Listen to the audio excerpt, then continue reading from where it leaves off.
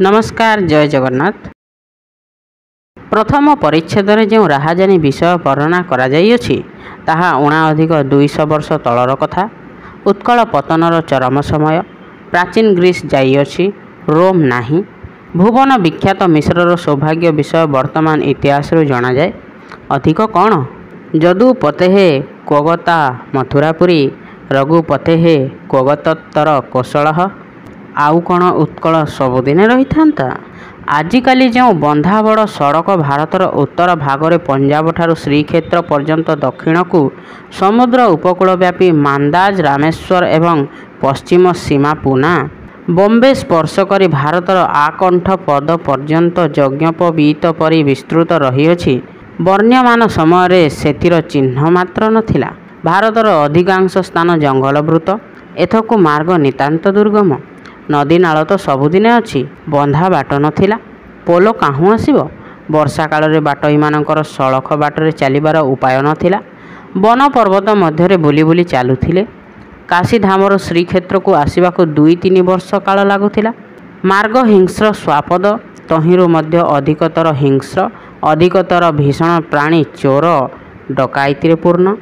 एही समय पुणी बंग, बिहार, उत्कल प्रदेशर मार्गरे अधिकतर निष्ठुर, अधिकतर भीषण एकजातीय प्राणी विवरण करुथिले।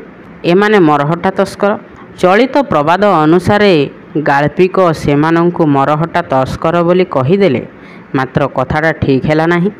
जो कांगाली लक्ष्मी छड़ा लोक गुड़ाक खाइबाकु न पाई पेट जलरे लोकमानंक चालरू लाउटाए, कखारुटाए, घर मध्यरु ढालटाए, कंसा खंडे किंबा कनापटा 2 खंड घिनी पलांती, सेमानंकु चोर बोल, तस्कर बोल, जहा बोल ठीक हेब। आउ जो माने ग्राम कु ग्राम, देश कु देश पोड़ी जाली छारखार करिदेई निरीह निर्दोष शांतशिष्ट प्राणी मानंक रक्तरे भूमि को कर्दममय करी सेमानंकर न्यायोपार्जित परिवार प्राण रक्षार एकमात्र अवलंबन स्वरूप सर्वस्व लुंठन करी घेनी जाती, जेउ मानंक शुभागमन देशर शांति सुख संपत्ति विदूरित होई सुदीर्घ काल पर्यंत हृदयभेदी हाहाकार पड़ जाए, सेमाने कि तस्कर?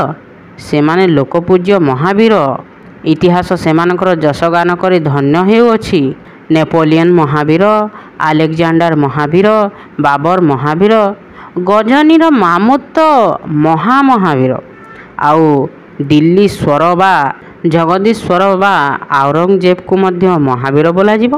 कारण जिजिया अर्थात विधर्मींकर न देबारु से अनेक हिंदू ग्राम को पोड़ी जाली देइथिले, अनेक हिंदू को हत्या करथिले। ए हिसाब रे मरहट्टा माने महावीर बोली अभिधानर वाच्य। कारण ग्रामदाह, लोकहत्या, परस्व लुंठन, महावीर मानकर जहा किछि नित्य कर्तव्य सेगुड़िक सेमाने अक्षरे अक्षरे पालन करथिले। मूल दलभ्रष्ट किंबा कार्यांतरे नियुक्त खंडदल मरहट्टा घोड़सवार पाइक मानकर राहाजानी एवं ग्राम लुंठन जोगे अर्थ संग्रह करने प्रधान कर्तव्य कर्म थिला। गोड़ी खाल निकटस्थ राहाजानी गोटे क्षुद्र दल मरहट्टा मानकर कीर्ति अटे। नवाब आलबर्दी खाँ को समय रे सुबे बंगला मरहट्टा मानक जोगे की प्रकार लंडभंड हो पड़ता ए कथा इतिहास पाठक मानक विशेष जना। नवाब देखिले राज्य रक्षार आउ उपाय नाही। विपद राशि जेमंत तांकु गिली पकाइबा पई चारिआडू बेढ़ी आसुची। गला 2 सनर खजना दिल्ली गंताघरे पैठक होई नाही।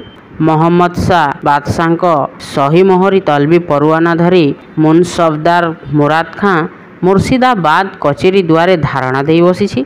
मरहट्टा पेशवा बालाजीराव लिखि पठाइछन्ति कि तांको चौथ पाउणा बाबद टंका शीघ्र परिशोध न कले से आपे आसी असुल करने निमंते चेष्टा करिवे।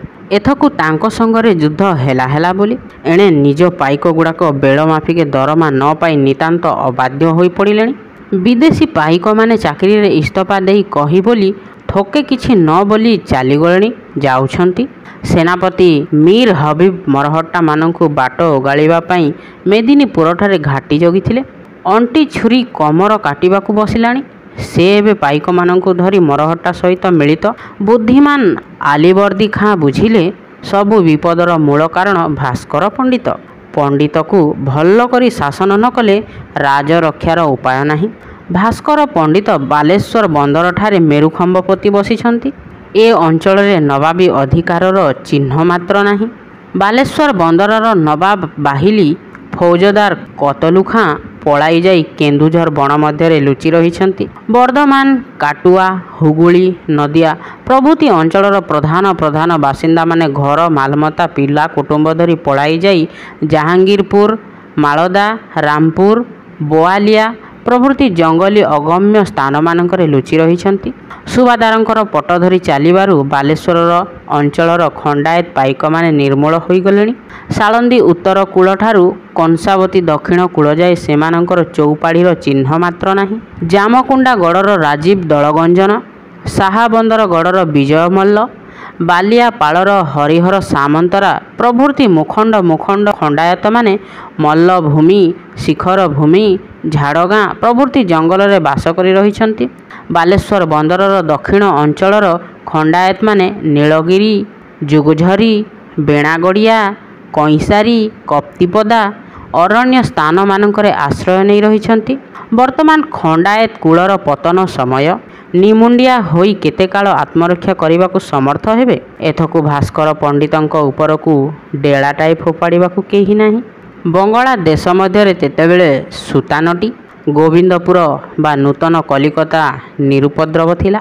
ଇଷ୍ଟ ଇଣ୍ଡିଆ ନାମଧାରୀ ଥୋକେ ଇଂରେଜ ବେପାରୀ ସେ ସ୍ଥାନରେ କିଣାବିକା କାରବାର କରୁଥିଲେ। ମରହଟ୍ଟାମାନଙ୍କ ଉପଦ୍ରବରୁ ରକ୍ଷା ପାଇବା ସକାଶେ ଗୋଟିଏ ଗଡ଼ଖାଇ ଖୋଳାଇଥିଲେ। ତାହାର ନାମ ଦେଇଥିଲେ ମରହଟ୍ଟା ଡଚ୍। ଆଜିଯାଏଁ ସେ ନାମ ଏବଂ ସ୍ଥାନର ଚିହ୍ନ ବିଦ୍ୟମାନ ରହିଅଛି। ଇଂରେଜ ବେପାରୀମାନଙ୍କର ଲୁଣ, ରେଶମ, ତସର, ଢାକାଇ ଏବଂ ବାଲେଶ୍ୱରୀ ଲୁଗାର କାରବାର ଥିଲା। ସେହି କାରବାର ଉପଲକ୍ଷରେ ଦେଶୀ ଲୋକମାନଙ୍କ ସଙ୍ଗରେ ସେମାନଙ୍କର ସମ୍ପର୍କ। କାରବାରର ସୁବିଧା ପୁଣି ମରହଟ୍ଟାମାନଙ୍କ ହାତରୁ ରକ୍ଷା ପାଇବା ପାଇଁ ଦେଶର ପ୍ରଧାନ ଧନବନ୍ତ ଲୋକେ ବାସଗୃହ ନିର୍ମାଣ କରି କଲିକତାରେ ବସବାସ କରିବାକୁ ଆରମ୍ଭ କରୁଥିଲେ। କଲିକତା ବିନା ସେ ସମୟରେ ଅନ୍ୟ କୌଣସି ସ୍ଥାନ ନିରାପଦ ନଥିଲା। ମରହଟ୍ଟା ଘୋଡ଼ସବାର ପାଇକେ କେଉଁଦିନ କେତେବେଳେ ପଡ଼ି ଦେଶର ଲୁଟିପାଟି ଘେନିଯିବେ ଏ କଥା ମନରେ କରି ଦେଶ ଲୋକେ ଛାନିଆ ହୋଇଯାଉଥିଲେ। ଚାଷ କରିବାକୁ ବେଳ କାହିଁ? ବେପାର ବଣିଜ କରୁଛି କିଏ? ଏଥକୁ ଖଜଣା ଅସୁଲିର ଉପାୟ ନଥିଲା। ମୁର୍ସିଦାବାଦ ନବାବଙ୍କ ଗନ୍ତାଘର ଝାଡ଼ଝୁଡ଼ ହୋଇଯାଇଛି। ନବାବ ଆଲିବର୍ଦୀଙ୍କ ଚାରିଆଡ଼ର ଉପାୟ ବନ୍ଦ। ଅବଶେଷରେ ସେ ଧନ କୁବେର ଜଗତ ସେଠକୁ ଖଣ୍ଡେ ଗୁଜା ଲେଖିଦେଇ 80 ଲକ୍ଷ ଟଙ୍କା ଋଣ ନେଲେ। ସେହି ଟଙ୍କାରେ ପାଇକମାନଙ୍କ ପିଛଲା ଦରମା ଛିଡ଼ାଇ ଦେଇ ନୂଆ ପାଇକ ଥୋକେ ମଧ୍ୟ ବାହାଲ କଲେ।